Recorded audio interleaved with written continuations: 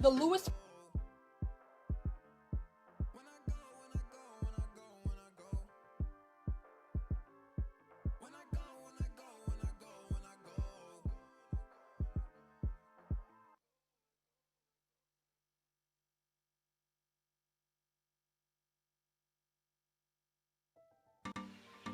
The Lewis Prize for Music partners with leaders in diverse and vibrant communities who invest in young people through music. We'll give 3 $500,000 Accelerator Awards each January through 2024 to creative youth development organizations that prioritize music as a resource for achieving equitable individual and community strength, voice, and agency.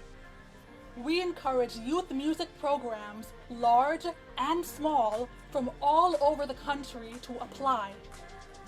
How does this work? First, our application opens on our website at theLewisPrize.org. All applications submitted are then reviewed by our Round 1 external readers. Our Round 1 readers submit recommendations to the Lewis Prize for Music team to review the recommended applications and narrow down the pool. Round 2 external readers review the narrowed pool and make finalist recommendations to the Lewis Prize for Music Board of Directors.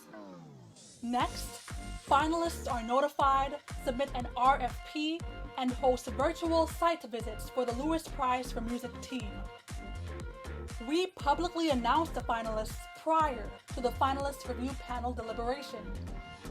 The finalist review panel is composed of young people and professionals who read the finalists' full applications and make recommendations to the Lewis Prize for Music Board of Directors. And finally, each January, our top awardees are publicly announced and we celebrate. That's our process. Visit our website at theLewisPrize.org for updates and resources.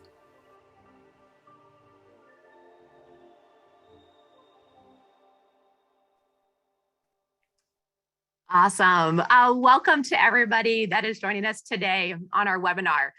Glad to hear audio is working there. It can be tricky, so thank you for sticking with us. If you were able to hear the audio during the countdown that was taking place the first 5 minutes, those were all songs that were written and performed by young people from Rise Youth Center in the Bay Area in Northern California. So shout out to those guys. They were one of our awardees last year. We're happy that you guys are joining us. My name is Annette Fritchie. I'm on staff here at the Lewis Prize for Music. Before we do introductions and jump into other things, we're going to throw up a quick poll to you all. We'd love to know where you guys are joining us from. Describe the community that you live and serve in. We'd love to just hear where you guys are taking place. If I were to fill this poll out, I am joining you from an urban big city in Southern California. I'm in San Diego right now. I'm going to pass it off to my colleague, Karen Cueva. Hi, everyone. A pleasure to be with you all. My name is Karen Cueva. I also work on the Lewis Prize team, and I'm calling in from New York City. It's my pleasure to pass the intro ball to our colleague, Amber Scales. Hey y'all, I'm Amber Scales, she, her. I am calling in from Tuscaloosa, Alabama, the unceded and ancestral homes of the Muskogee people. Awesome. So the three of us will be walking through today's webinar with you all. If you guys, I can't think it was said, Amber is joining us. She is one of our young adult readers and review panel members from the past. And so she's going to be sharing perspectives of what it was like to be on the review panel as well.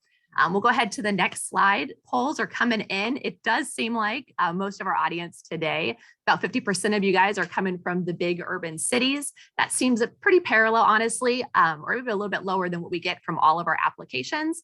We have representation from rural communities, suburban, our urban small cities too, 25% of you, and also combination. Great to have you guys all today.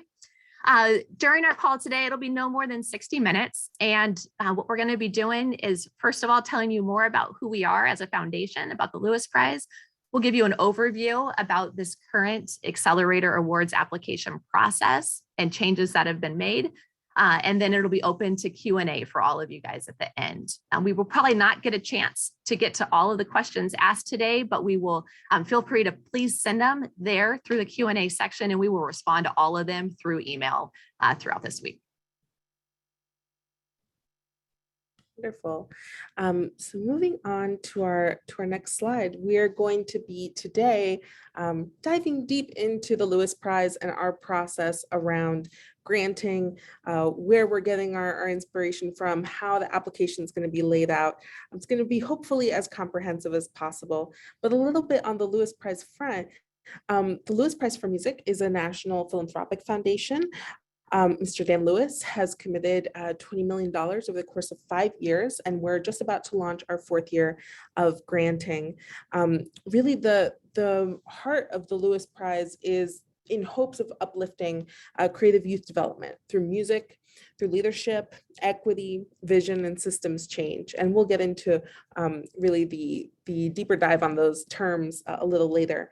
But one of the things that we prize the most around this process is that we are really committed to infusing the voices of young people throughout the process. And that's really one of the reasons why we're so glad that Amber is able to join us today for this conversation, and also shed light on her experiences in the prize process as well through the Lewis Prize. So in our next slide, you'll see just a few of the folks that help make the Lewis Prize run from year to year. Our wonderful board members and our staff. Annette and I are just a couple of the wonderful folks that are a part of this work, and we are just really glad to be able to connect today and to start this conversation for this year of granting. For those of you who have participated in years past, you've likely touched base with others that you're seeing on this screen now. And so on the next slide, I guess for us, we really are interested in first understanding the term creative youth development, and that has been ongoing and evolving. And the Lewis Prize is also so committed to really the belief that equitable systems are really essential to building out thriving and vibrant communities. Our hope with this funding is to award ambitious organizations that are already strengthening young people through their music programs and influencing those systems that are throughout our society, so that young people can develop that greater agency over their lives and contribute positively to their communities. And we also know that just really pragmatically, creative youth development is a term that lives in so many different organizations in different ways. And not everyone's using that terminology, and that's totally fine as well. So we are, if possible, going to open up just one more quick poll to gauge how often does your organization use the term creative youth development, and sort of where is that living? Is that all the time in your daily work? Is that more in the grant space? Is CYD just not a term that resonates with the work that you do? Appreciate your willingness to give us some of this insight nationally. So we'll just give a couple more seconds for that poll.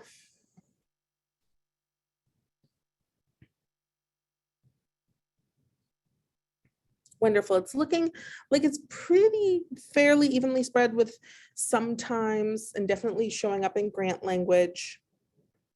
Something about our process is that we're really trying to distill our language, try and have it be as clear and as pithy as possible. And we also rely on applicant feedback in terms of making that feel as relevant and as meaningful as possible. So again, hopefully today is just the first step in a long conversation with everyone. Thank you all for filling that out. We appreciate that. So just to say, in the next slide, we're going to be covering sort of just the brass tacks of the granting cycle. As noted in the video, we're hoping to award $500,000 to 3 different CYD organizations, $25,000 to $50,000 to at least 5 of those organizations, and $15,000 to anywhere from 12 to 15 organizations. A note that in 2022, 20 organizations received funding, which is a wonderful thing, and we want to continue supporting as broadly as we can. So I'm happy to pass it now off to Annette, who can share a little bit with us more on what the next few weeks are going to look like for everyone. Yeah. So you all are here to learn about the Accelerator Awards. Like Karen said, at the end of this, at least 3 organizations will be awarded $500,000. So what's that process? Here it is on the screen. So started end of last week and until Friday, June 3rd, the applications are open for all of you guys to fill out that round 1 application. When that closes on June 3rd, the applications, they are then sent to external reviewers. Amber was one of those in years past. So every application that we receive, it's read by 3 external reviewers in the first round.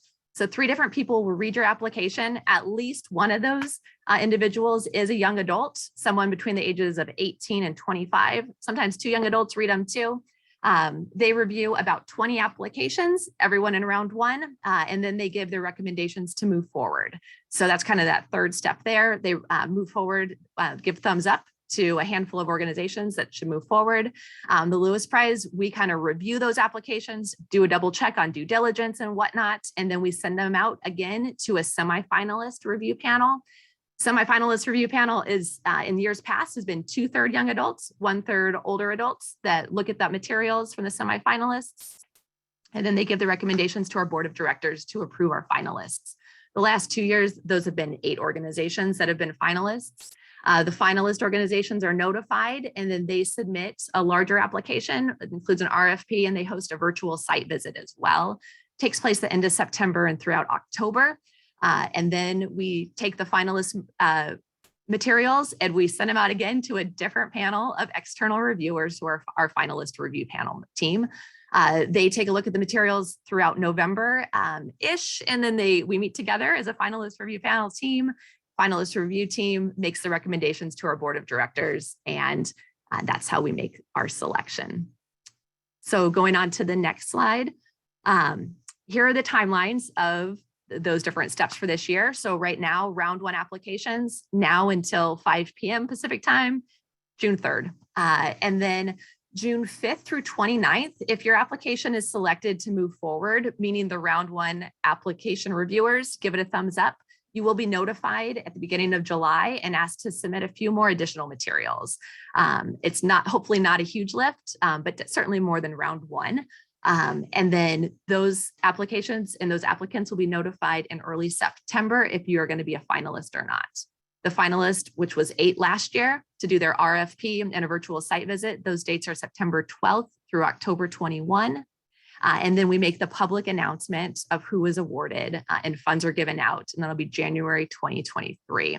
I do want to note that we do call this cycle the Accelerator Awards 2023, though it is just kind of the start of 2022. We are thinking ahead of when those funds are delivered. So as you're thinking about things, this is Accelerator Awards 2023. Going on to the next slide.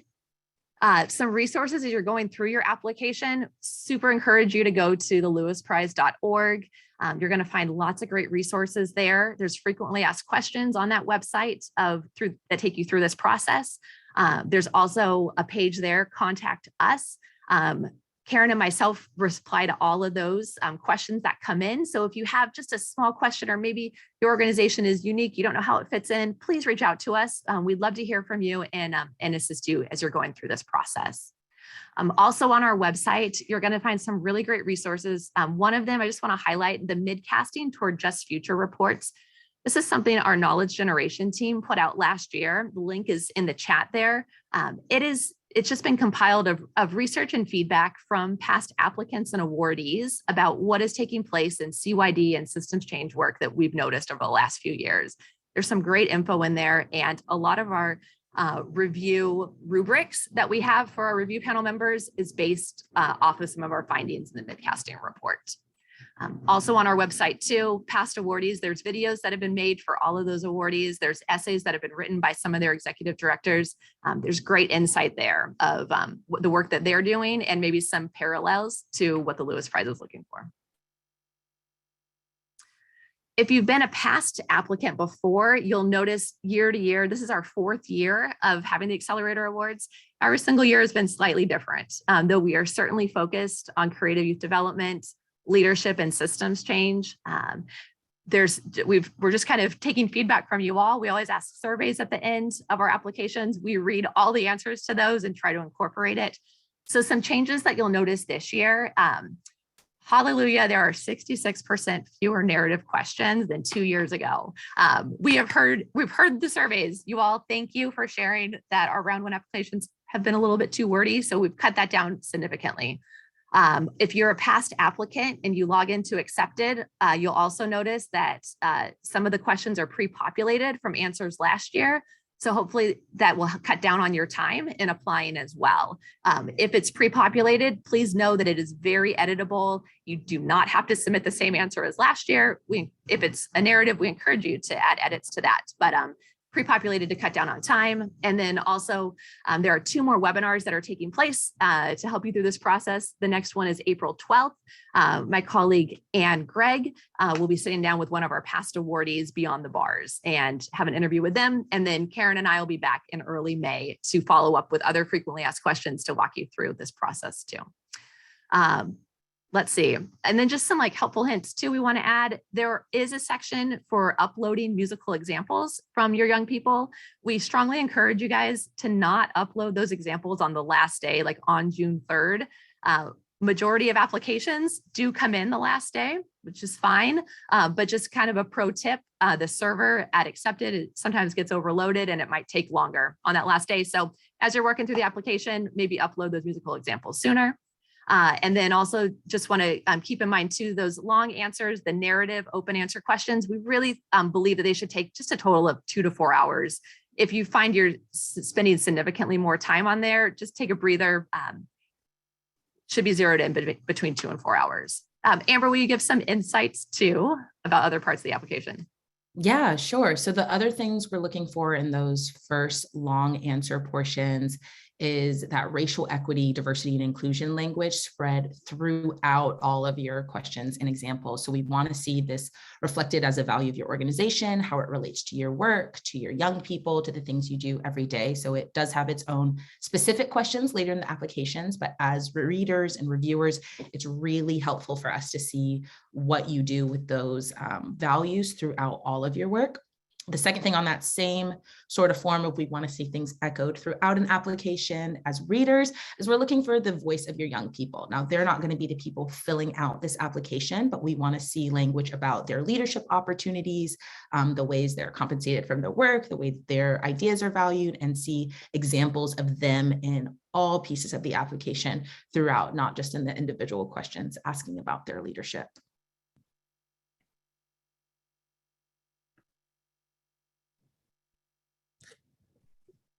Excellent. Let's go on to next slide. Wonderful. Thanks, everyone. So a lot of this eligibility is also found on our website, and I just want to give a shout out to those that are already adding questions into the Q&A section. We are going to be fielding a lot of those questions at the end. But just to say to start, there are a number of criteria that we are hoping to have as a part of the eligibility. And just a note to start that the youth in the organization must be within the age range of 6 to 21.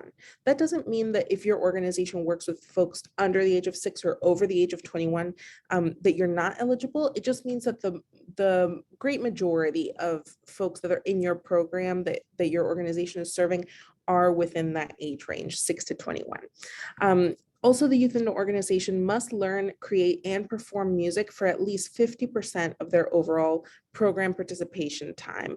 I know that there's a question in the Q&A of if an organization can not necessarily not be music-based, but that is totally fine as long as 50% of the overall program participation time is devoted to music.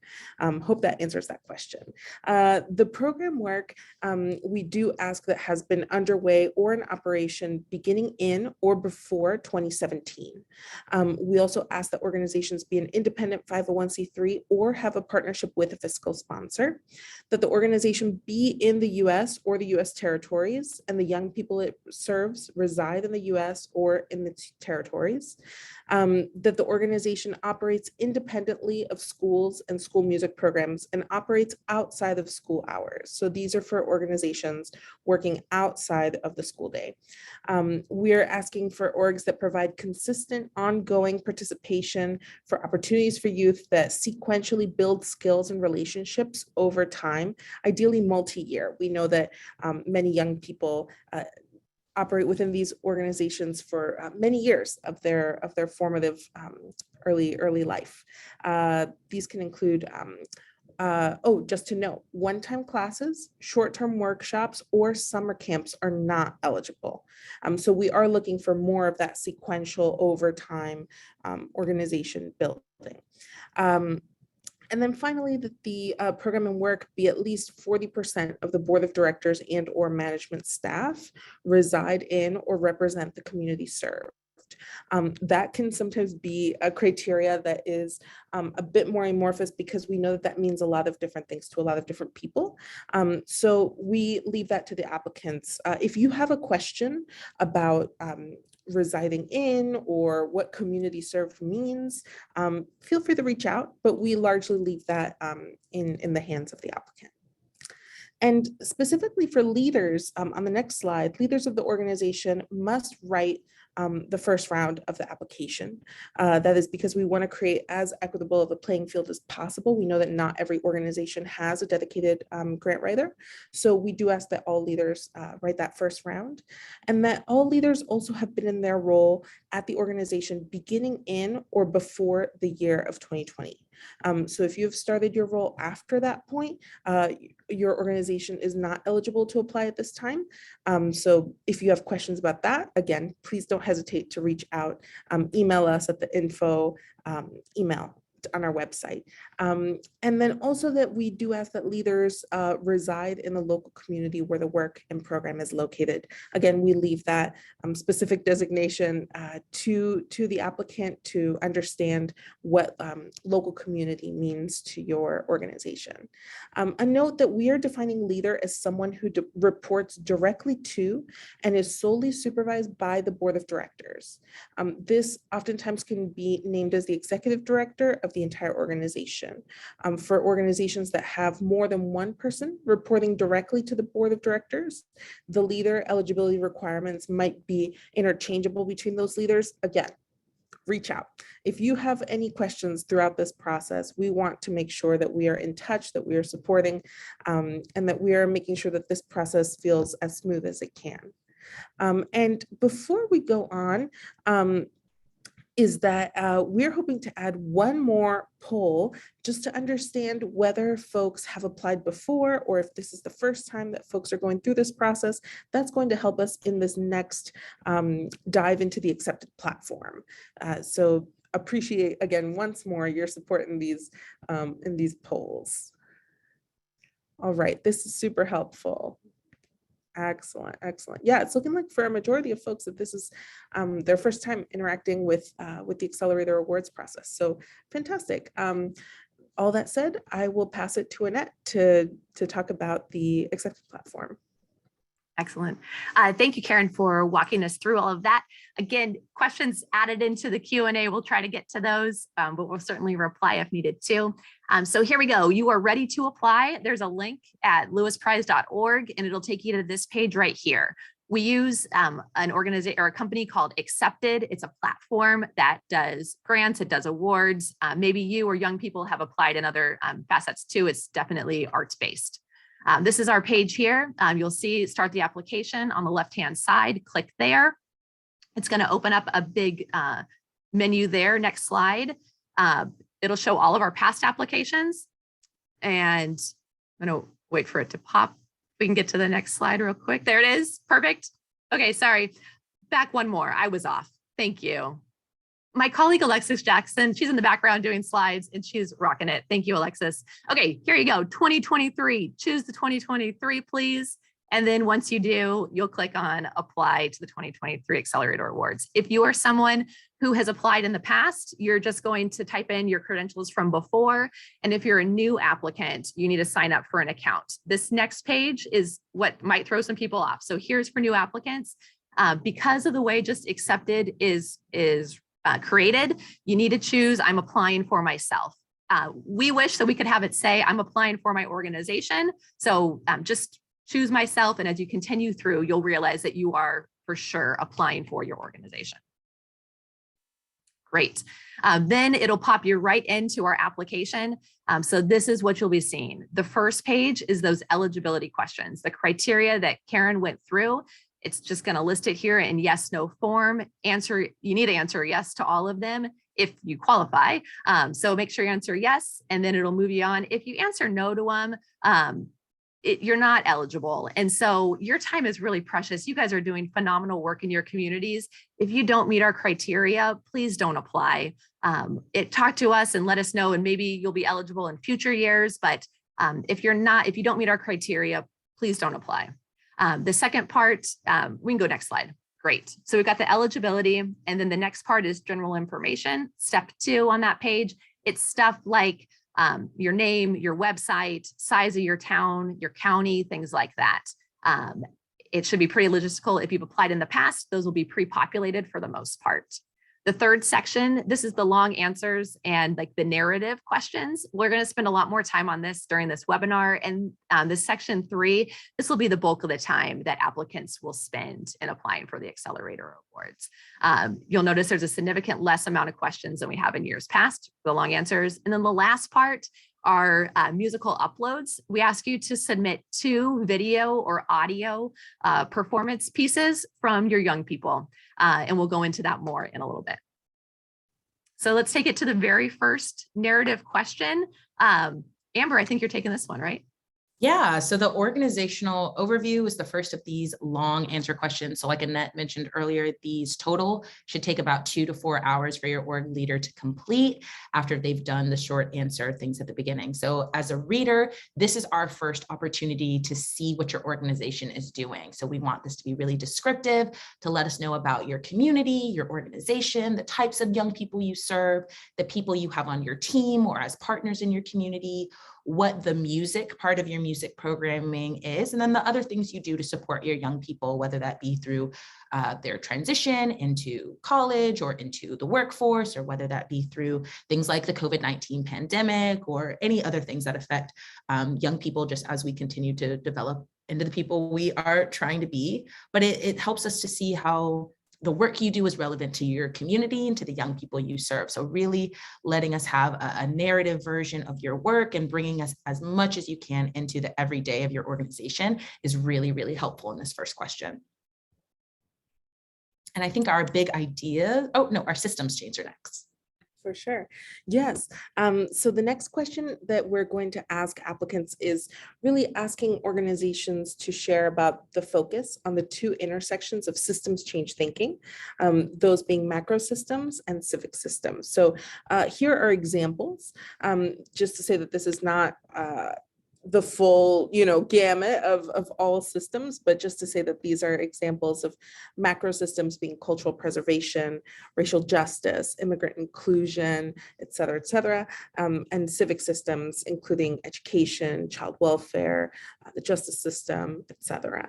So we want to understand how your organization is engaging with these systems, and what is the role of your young people, through their art in relationship to these systems. Coming up next is the big idea. So the big idea is really a space where we're asking applicants to share their vision or big idea that reimagines or intervenes with the systems, my apologies, to achieve equity.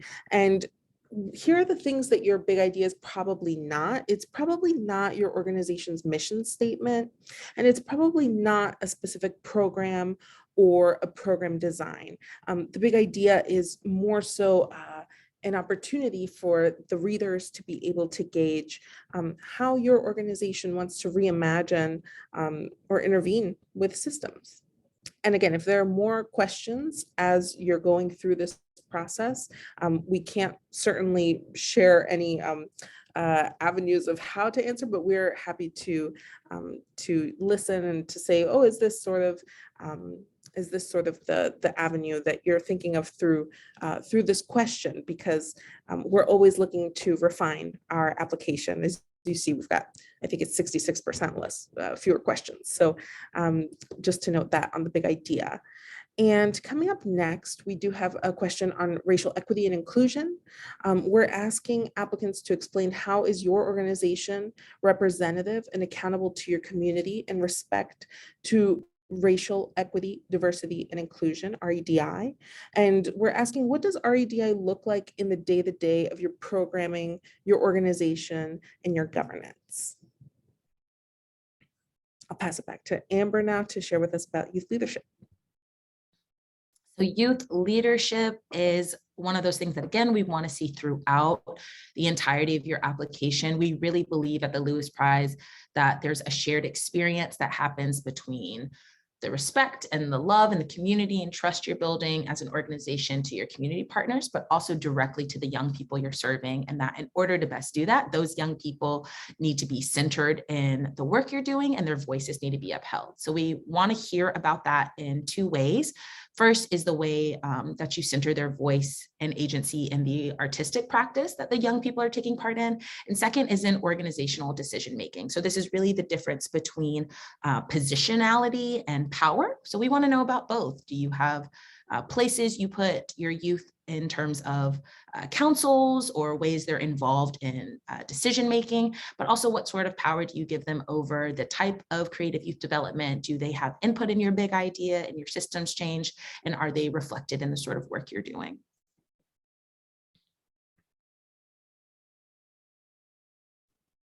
Great. And then the next long answer question talks about your community partners. So we know you guys have this big idea, you're working towards it, and systems change is not going to happen on your own. You have to have community partners that you're working alongside. And so we're just curious, who are those partners? Describe the partners that you work with in pursuing that big idea to achieve systems change. How do you guys work reciprocally and intentionally towards that big idea? I know there's a lot of times that in this work, you have partners that maybe it's transactional and stuff, and those are necessary partners for sure. But we want to know, who are those partners that you're really linking arms with to combat the injustice in those systems that you guys are trying to transform? Wonderful. And my personal favorite part of the application is the uploads.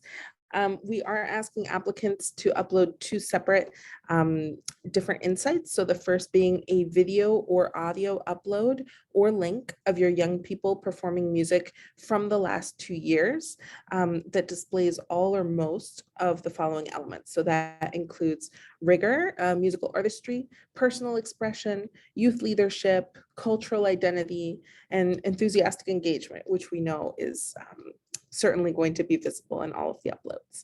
And then in the second upload, we will be asking folks to submit a video or audio upload of a link of a rehearsal. It could be a youth or family interview, or it could be a program experience that showcases the artistic and developmental growth of the organization, of the young people, or of social interventions that show youth leadership. We do ask that these files be 1 to 2 minutes. Just to note that if you do upload a file more than 2 minutes, the readers will only watch 1 to 2 minutes. So if you do not mind just sticking to that upload length of time, we would greatly appreciate it. And there is going to be, just to note, in the accepted platform, optional space available to describe those samples. So you will be able to add a bit more context to that. Great, and now I will pass it to, let's see. I think, Amber, would you mind sharing with us about how panels and reader teams have evolved and giving us insight into the reviewers? Sure. So as a former panelist and reviewer, I've been in all 3 rounds throughout the Lewis Prize. It's really wonderful to see the way that we've continued to shape that process and refine it to better fit the applicants and the type of people who want to be doing creative youth development work. So the main thing to know about who your reviewers are going to be is we're people who believe in CYD, and we want young people to have access to the funds they need and to the organizations they need to become the best people. We really wholly believe in that, but we come from all different ages, races, genders, professional experiences. We're from all across the country, have different lived experience and background in arts and music and genre. So we have a lot of diversity of thought going into this, as well as diversity of opinion and our people and our grant panelists. But it's going to be about 1/3 to 2/3 of each review panel that's specifically composed of young adults. So that's that 25 or below age. We really want to point that out to you because it's important to note that because we're doing creative youth development work, we think that youth voice is really important, and we reflect that back in our reviewers. So you're going to have to appeal to a lot of people, but the best way to do that is by making sure you're authentic about the work you're doing and really make a clear statement about the systems change you're working for, the big idea you have, and the way you include youth in that process.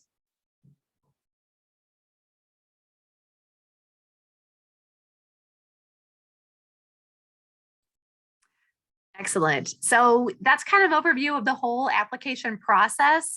We know it's a lot, but we're going to open it up to questions from you all. Thank you for those that have pre-populated already or populated in the Q&A there. We're ready for more too. One thing we do want to add as well is when we talk about like big idea and your work too, we really are thinking about like movement building and not specific to like a specific program. I know that many of your guys' organizations have lots of programs that you're doing, maybe a program in a school, a program in juvenile justice, a program with young people too.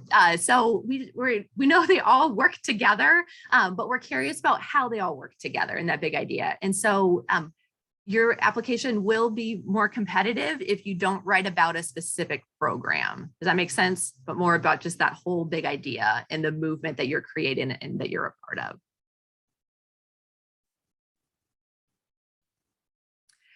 Also, there have been a couple requests for the slides to be sent out to you all. Yes, we will certainly take this PowerPoint presentation and we will send those out to all of you that have registered to be a part of this webinar. I just wanted to jump in to address one of the questions that was around the groups of funding and sort of how that process lays out. Just to note that this Accelerator Award process, we see as sort of the whole umbrella of the experience. So folks are going to be submitting one application to the Accelerator Awards. As we go through the different rounds, the readers will continue sort of culling the group, and we're going to get to a point where in the finalist round, we're going to have a number of organizations. Those different grant amounts are then decided from that pool. So folks do not need to submit separate accepted applications or separate applications at all. It's just the one application to the Accelerator Awards process. And then you can read on our website the different organizations that have been funded in years past, and hopefully check out their websites. They're doing amazing work.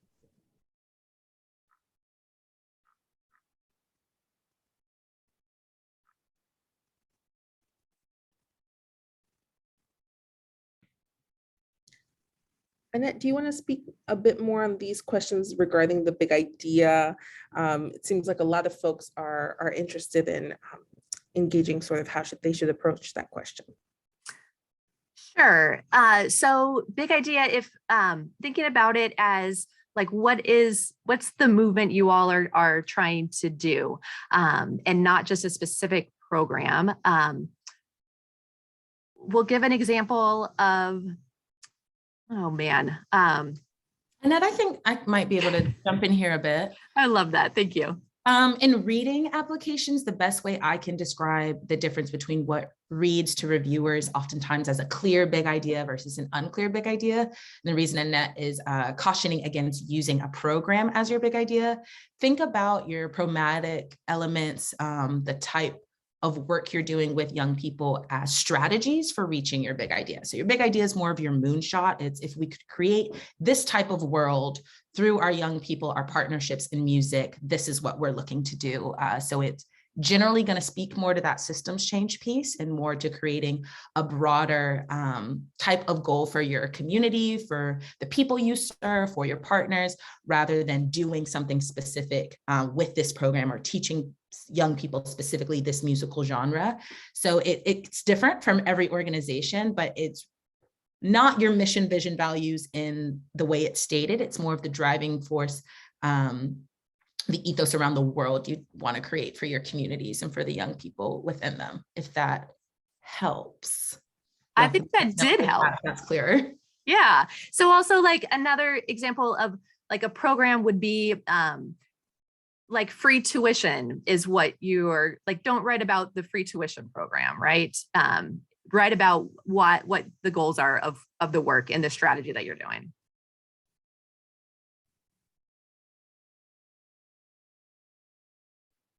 And Annette and Karen, I saw a couple of questions clarifying the reason that your leader is writing the application and around making sure this isn't an award for the leader writing said application, but for the organization. Can you all speak a bit to that? Yeah, so we do ask that the leader writes this first round application, as Karen said, just this first round application is we ask that leader to write it. We do it as an aspect of equity so that it's a level playing field. And then we also do it too, because these narrative questions, we really think the heart of the leader who's leading this work can really express their big idea, can express what those partnerships are like, can express how young people are there. So that's what we're asking for there. They are writing on behalf of their organization. And then as the application, if it moves forward, grant writers and other people from your team can certainly be a part of the application process and writing that too. And again, as the application moves forward, it is certainly, we are funding organizations. We're not funding individual leaders, but the work goes to the whole organization. You do see a lot of leader, and we do promote the executive directors of our awardee organizations because we know that a lot of times this work happens, it does happen, certainly from the entire community, from the young people, from the board of directors, from other staff members too. But the leadership part is really key in a lot of this work too. Just want to dive into the question about the upload from the past 2 years. And we totally understand that so many organizations have been on the front lines of adapting and serving community. And sometimes, you know, year-end performances have been reimagined and reshaped for the times of the pandemic. We just want to note that when we ask for young people performing music, that should mean to your organization what it best means. You all know the circumstances of what your programming has looked like over the past few years. If that is a completed, let's say a completed set of beats, and maybe it's not been, you know, with an audience directly in front of them, but that is a showcase of performed music that folks want to submit that. If there have been any Zoom performances, we'd love to see that. Anything that feels responsive to your organization's work over the past couple of years, but we do ask that it be within that 2-year mark. Great. We have a question that's asking to clarify about what music is and other art forms as well. So we do want to say that the Lewis Prize for Music is specifically for creative youth development organizations that focus on music performance, music making, music learning. We do not include dance in that. We do not include theater in that. Some of you guys may know that 2 years ago, one of our awardees is the Mosaic Youth Theater program from Detroit. They are a youth theater, but they also have a music program too. They have a robust choir program. And so it was because of their choir program is where they qualified for the Lewis Prize for Music Accelerator Awards. But it is very music specific.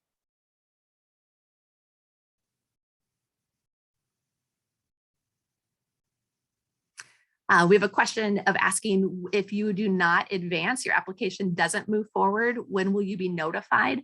You will be notified shortly after. We do notify those that are. So round 1 applicants, if you are not moving forward, we will notify you by the middle of July. If you do move forward, we will let you know again by the middle of September if you move on as a finalist or not. And then all finalists are notified where their placement is in December. That communication goes out through the accepted platform, and we also follow up through email as well. One more thing we do want to note is that all of our review panel members, they take notes and give feedback to all the applications. We are working to continue to refine that process too, but we will send feedback to all of your round 1 applications to you by this fall coming up.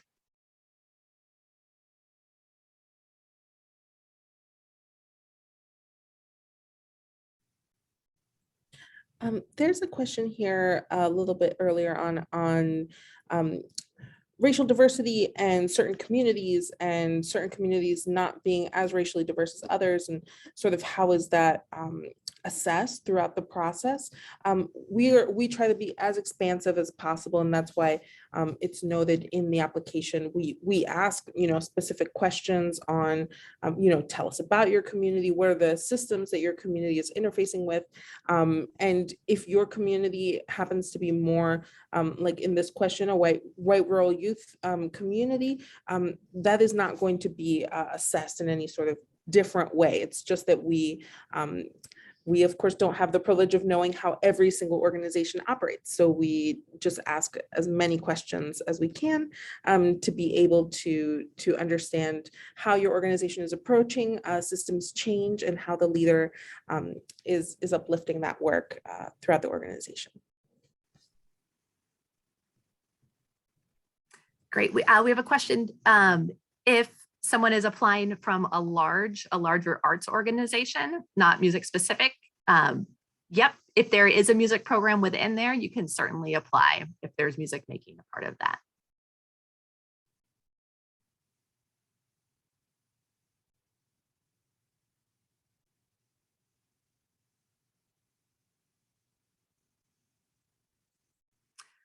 There's a question coming in about the eligibility regarding operating independently of schools in school music programs. That's a great question. And we know every organization is unique. And if you're working with schools, that relationship is unique too. So we'll give you an overview of that. But if you have questions about your own program, please reach out to us if we can clarify. So our eligibility is that your arts organization is independent of schools. So if you are a school, we love school music programs. They are essential in our communities and our society, and we support that. But the Accelerator Awards is not for school music programs. If some of your programming complements school music programs, supports what's happening there, that is awesome. And you can write about that in your application. And I'm sure that that's, if it's connected to your big idea and your systems change, that's really great. And you are certainly eligible there too. But it needs to be independent and also offer music making and music learning outside of school hours too. So if you're only doing in school or supporting in school stuff, then that would not be eligible for Accelerator Awards.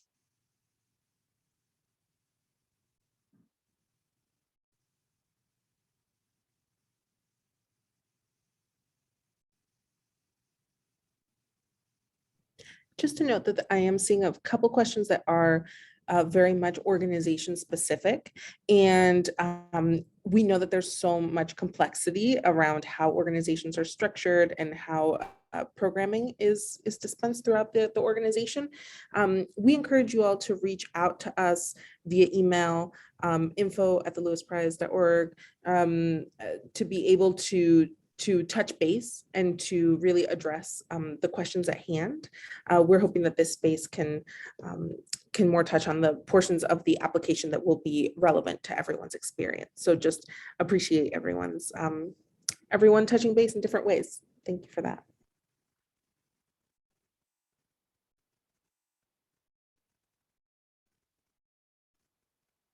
All right. Well, we have a great list here. Hopefully we answered many. And again, if we didn't get to your question, we will certainly reply to them to you later. So thank you all. Amber and Karen, before we wrap up, is there anything else you've got the platform to award to applicants? Anything you want to share before they dive into their application? I think the only thing I would say is that it's really important to readers to hear your voice, to see what you all are doing. We're not a part of your community, so use as much detail as possible. Bring us into your process, bring us into the rooms you're in, the youth you're serving, and really paint us a picture of what you're doing. Don't worry about formality and language. It's much more important to us that we have a clear understanding of who you are as the leader filling out the application, who the people around you and your partnership and staff are, and the type of work you want to do. We would really rather have that clear vision than fanciness around talking to us about it.